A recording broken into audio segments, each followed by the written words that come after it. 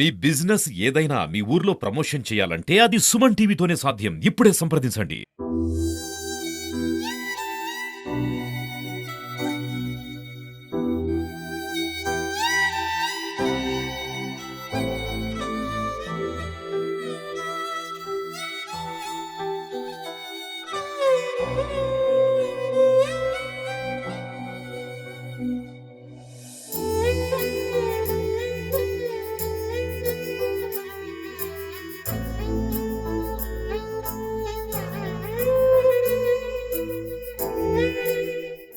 తాను కట్టుకున్న భార్య బంధువులే అతి కిరాతకంగా చంపిన సంఘటన కడపలో కలకలం రేపింది. ఈ చనిపోయినటువంటి దారుణ హత్యకు గురైనటువంటి చాంద్ బాషా బంధువులు మనతో ఉన్నారు. వాళ్ళ తల్లి ఉంది. అసలు ఏం జరిగింది? వాళ్ళ భార్యాభర్తల మధ్య ఎప్పటి నుంచి గొడవలు ఉన్నాయి?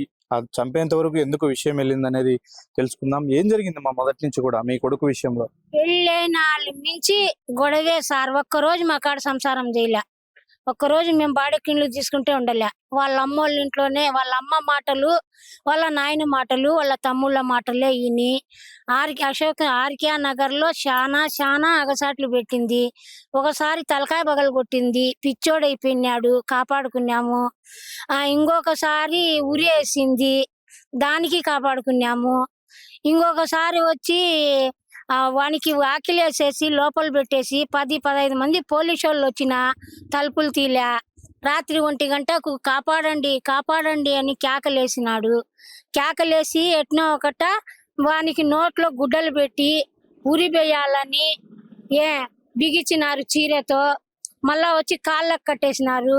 కట్టేస్తే ఇరుగు పొరుగు వాళ్ళు లైట్లు లేకుండా కేకలు వినపడతాండాయి అని ఇరుగు పొరుగు వచ్చేతలకే శబ్దం లేకుండా వానికి పడేసినారు.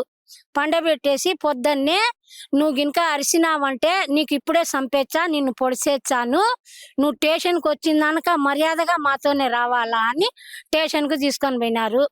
ఆడికి పోయిన తర్వాత నాకు ఫోన్ చేసినారు. వాళ్ళు అశోక్ నగర్ నుంచి పోయినారు. నాకు ఆర్కే నగర్కు ఫోన్ చేసినారు. అమ్మా నన్ను స్టేషన్ తీసుకుపోయినారు, ఇట్లా ఉరేసి ఇట్లా కొట్టి సుజ్జిరా, నువ్వు రామ్మా స్టేషన్ కాడికి అన్నారు. నేను స్టేషన్ కాడికి పోయినా.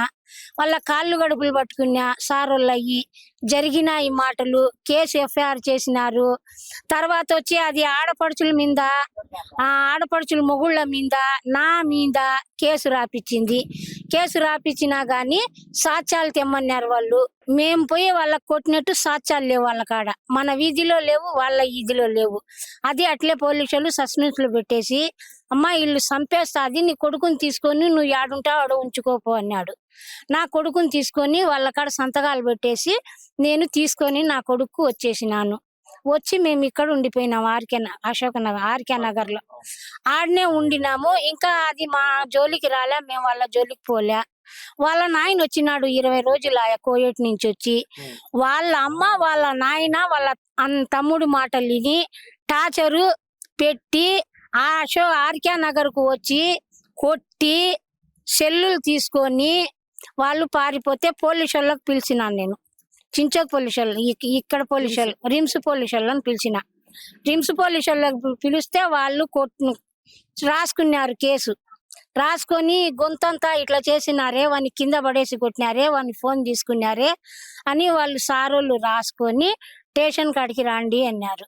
ఇది స్టేషన్ కాడికి పోలే, మా పిల్లోడు పోయినా స్టేషన్ కాడికి పోయి కేసు రాసుకొని 1వ తేదీ కేసు ఇది చేస్తాను, మీకు పిలుస్తాను రండి అన్నాడు. అంతలోకి చంద్రబాబు నాయుడు వచ్చినాడని వాళ్ళు 2 రోజులు ఆగు చాంద్ బాషా, తర్వాత నేను పిలుస్తాను అన్నాడు. ఉత్తదల్లా ఉన్నాడు అనేది లేనిపోని అపనిందలన్నీ వేసేది, ఆడ దొరికితే ఆడగొట్టేది. మెయిన్ వాళ్ళ అమ్మ వాళ్ళ నాయన కోయేటి నుంచి ఫోన్లు. నేను వాళ్ళ కాడనే సంసారం ఉంటే నన్ను తరిమేసినారు. ఆమె బాధ ఏంది అసలు? ఆమె బాధ ఏమైంది? సైక్కస్ ఆమె. మొగిన కాడ ఇంట్లో ఉండదు, పిల్లలకు చూసుకోదు. పొద్దున్న డ్యూటీ, రాత్రి పొద్దున్నే 9కి పోతాది, 2 గంటలకు వస్తాది, 2 గంటలకు అన్నం తినిపోతాది, 8 వరకు డ్యూటీ చేస్తాది, 8కి మళ్ళా ఇంకొకసారి డ్యూటీకి పోతాది, మళ్ళా పొద్దున్న 9కి వస్తాది, మరుసటి రోజు 9కి వస్తాది, 9 గంటలకు వస్తాది. మళ్ళా ఈడికి బట్టలు ఉతకమంటాది, పిల్లలకు బడికి రెడీ చేయమంటాది, అన్నం చేయదు. మా అమ్మ చేస్తే తిను, లేకుంటే నువ్వు లేకుంటే హోటల్లో తిను అనేది వంట చేయకుండా ఆ పిల్లలకు వాళ్ళ అమ్మ కాడ పాడేసి. నిన్న రోజు రోజు ఏం జరిగింది మా అసలు? నిన్న రోజు ఏం జరిగిందంటే ఏరే వాళ్ళు ఫంక్షన్ అయితే చాన్ భాష ఫంక్షన్ కి రా అన్నారు. పోయినాడు ఆడ భోజనం చేసుకొని బండి తిప్పుకొని వచ్చేటప్పుడు వాళ్ళు నాలుగు దిక్కులు ఉన్నారంట. ఇది చిన్న బండి, బ్యాటరీ బండి. నాలుగు దిక్కులు ఉన్నప్పుడు వీడు బండి టర్నింగ్ చేసినప్పటికే బండిని దొబ్బేసి వీళ్ళు 5 మంది, నాయన, కూతురు, 3 కొడుకులు, 5 మంది కలిసి వాడిని జవురుకొని ఇంట్లోకి ఎత్తుకొని పోయి ఇంట్లో వేసేసి గేటుకు 2 రూములకు బీగాలు వేసేసి కత్తి కొడలు తీసుకొని నరికేసినాడు. మీకు ఎప్పుడు తెలిసిందమ్మా ఈ సమాచారం? మాకు ఫోన్లు చేసినారు. వాళ్ళు చేయలే, పక్కన వాళ్ళు ఇట్లా జరుగుతుంది, నీ కొడుకుని చంపేసినారు, స్టేషన్ పోయి కేసు పెట్టి పోలీసు వాళ్ళని తీసుకొని రా అంటే ఆల్రెడీ వాళ్ళే అక్కడోళ్ళే ఇరుగు పొరుగు వాళ్ళు వాళ్ళకు ఇన్ఫర్మేషన్ చేసేసి మేము పోయే తలకే ఇద్దరు పోలీసు వాళ్ళు ఉన్నారు, పోలీసు వాళ్ళని ఇంట్లోకి రానిలే. ఆ పోలీసు వాళ్ళు కూడా మీరు వస్తే మిమ్మల్ని కూడా నరుకుతామన్నారు. 10 మంది పోయి తలుపు దొబ్బితే కత్తి చూపించి ఈ కత్తితో మిమ్మల్ని కూడా నరుకుతాను, వస్తాడో రాండి. వాళ్ళ నాయన ఆయిషా ఇద్దరు తమ్ముళ్ళు పైన నిలబడుకొని మిద్దె పైన నిలబడుకొని, ఒకడు తాపల మీద, ఒకడు మిద్దె పైన, ఒకడు తాపల కింద గేటు కాడ నిలబడుకొని ఈ జనానికి అందరికి వీడియోలు ఎత్తి చంపినానే, ఏం చేస్తావే, నేను చెప్తానే ఉన్నానే చంపేస్తాను అని, అందుకే నేను చంపినానే, ఇంకేం చేస్తావో చేసుకోపోయే, ఎవరిని పిలుచుకొని వచ్చావో పిలుచుకొని రాపోయే, ఏడ ఫిర్యాదు చేసుకుంటావో చేసుకోపోయే, ఏం చేస్తావే నువ్వు అని పక్క పడి నవ్వుతాడారు నలుగురు. వాళ్ళ నాయన ఎస్ఐ వచ్చాని గేట్ తీసుకొని వచ్చి, నువ్వు వచ్చినావంటే ఇదే కొడవలతో నరుకుతాను నిన్ను అని కొడవలు చూపించేసరికి కానిస్టేబుల్ పట్టుకొని అది తీసుకొని ఆటోలో ఎక్కించుకొని ఆమె వాడిని కొట్టలే తిట్టలే. ఆ మాట వాడు అన్నాడు, నాకు చేతిలో కత్తింది, ఆ కత్తిని వాణ్ణి తీసుకొని పోయి వేసుకున్నారు. ఇంట్లో చంపేసి ఈడ్చుకొని వచ్చి గేటు కాడ వేసేసి కప్పెట్టేసినారు, కాళ్ళు కట్టేసినారు, చేతులు కట్టేసినారు. ఇంకా వాడు నన్ను కాపాడండి అని అరిసినాడంట. అరిసే లోపల నోరేమో మూసేసి ఆమెన వాళ్ళు ఇష్టం వచ్చినట్టు పొడిచినారంట. ఆమెన ఈ నుంచి ఒకసారి నరికేసి వాడు కొడవలు పట్టుకొని గేటు కాడ నిలబడుకొని ఉండారు. ఏ మొగానికి పోనీలా, 50 మంది మొగోళ్ళు పోయినా గాని నా కొడకల్లారా నన్ను వచ్చినారు, నా గుడ్డలు లాగినారని కేసు పెడతా రాండి అని అది ఆయిషా కేకలేసిందంట. పెళ్ళైన తర్వాత ఎన్నేళ్ళు వాళ్ళు బాగున్నారు? ఎప్పుడు కొట్లాటలే. ఎట్లా సంబంధం ఎట్లా మామూలుగా పెద్దలు కుదిర్చిందేనా? మేమే కుదిరిచి చేసినాం నాయన. వాళ్ళ నాయన కోయేట్ నుంచి వచ్చి మంచి పిల్ల, చదువుకునే పిల్ల అని వాళ్ళ నాయన చేసేసి 15 రోజులకి చేసేసి చేతులు దులుపుకొని వెళ్ళిపోయినాడు. వాడు కోయేట్ నుంచి ఫోన్లు చేసి దీనికి ఇష్టం వచ్చినట్టు ఆడిపించి మమ్మల్ని అందరినీ స్టేషన్ కోర్టు కేసింది మాకు. తాజాగా మీ కొడుకుని తీసుకెళ్లి చంపాల్సినంత అవసరం అంటే మీరు పెట్టిన కేసు పెద్దదైద్దనా వాళ్ళ డౌట్? ఆ కేసు ఇంకా వాళ్ళు చేయలే, అట్లే పెట్టేసి ఉండారు మాట్లాడదామని. ఈడు సంపాలా, వానికి లోకం మీద ఉండకూడదు, నా కాడ సంసారం చేయనోడు భూమి మీద ఉండకూడదు, ఇది సంపాలా అని వాళ్ళు ప్లాన్ చేసుకొని వాళ్ళందరూ కూర్చొని మాట్లాడుకొని ఆ పని చేసినారు. మీ కొడుకు ఏం చేసేవాడు మామూలుగా, ఏం పని చేసేవాడు? వాడు ప్రతి పని చేస్తాడు, డ్రైవరింగ్ చేస్తాడు, ఆటో తోలుతాడు, ఎలక్ట్రీషియన్ పని చేస్తాడు, ఇళ్లలో కరెంటు పని చేస్తాడు. కొద్ది రోజులు ఆయన కృష్ణ కిషోర్ రెడ్డి కాడ హాస్పిటల్లో డ్యూటీ చేసినాడు, అన్ని పనులు చేస్తాడు. ఇప్పుడు పిల్లల వయసు ఎంత, వాళ్ళ పరిస్థితి ఏంది? ఒక పిల్లోడు వచ్చి 8 ఏళ్ళ పిల్లోడు ఒకడు ఉన్నాడు, 8 ఏళ్ళే ఉంటాయిలే. ఒక పిల్లోడు వచ్చి 5వ సంవత్సరము. వాళ్ళు ఎప్పుడు తండ్రి దగ్గరకు వచ్చేది కానీ పిల్లలని దాచిపెట్టేస్తాది. నేను కన్యానే, నువ్వు కనలేదే, నువ్వు కనలేరా, నేను కన్యాను రా అనేది పిల్లలను దాచిపెట్టేసేది. వాళ్ళ అమ్మ హండ్రెడ్ చేసేది, బీగాలు వేసుకునేది, ఇంట్లోకి పిల్లలను సాకేది. మా కాడికి రానిచ్చేదిలే, మమ్మల్ని చూపించేదిలే.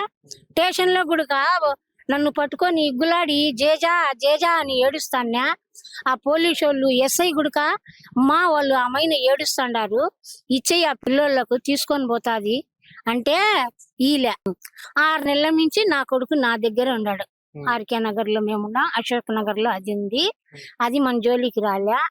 మేము స్టేషన్కి పోతే మేము చెప్తాము అనింది. 5 లక్షలు ఇస్తే నేను ఇడాకులు ఇస్తాననింది. 5 లక్షలు తీసుకొని పోయినా నేను ఇడాకులు నన్ను తిరుక్కునింది.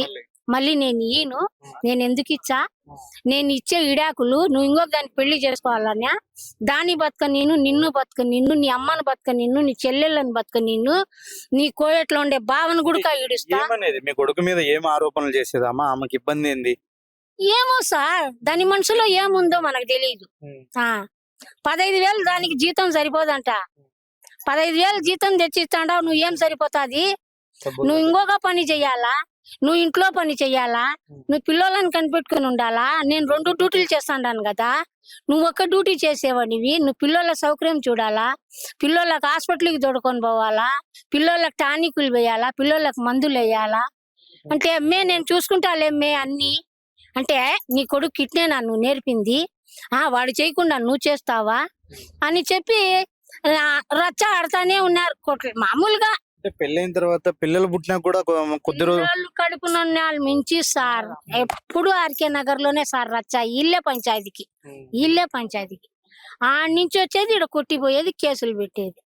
ఏం జరిగేది అసలు? ఎందుకు ఆమె ప్రవర్తన అట్లుండేది? మీరు గతంలో వాళ్ళతో కూర్చొని పంచాయతీ చేసినప్పుడు గానీ ఆమె డిమాండ్లు ఏమన్నా చెప్పిందా? ఏం డిమాండ్లు చెప్పాలి సార్, అది ఆమెకు సైకో. ఆమె ఎప్పుడు ఈ పిల్లోని కొట్టియాలా, స్టేషన్లో వేసేయాలా, జైల్లో వేసేయాలా, కొట్టించాలా, వీళ్ళందరినీ కుటుంబాన్ని సబర్ చేసేది. ఎన్నిసార్లు చూసినా కూడా గొడవలకు వచ్చేది ఆమె. వాళ్ళ తమ్ముళ్ళు, వాళ్ళ నాయన, వాళ్ళ అమ్మ వచ్చేది, వీళ్ళని కొట్టేది, పోయేది, కేసులు పెట్టేది, జరుపుకునేది. వీళ్ళు జైలుకి ఇచ్చేది, కోర్టులను ఇచ్చేది, ఇవన్నీ చేసేది ఆమె.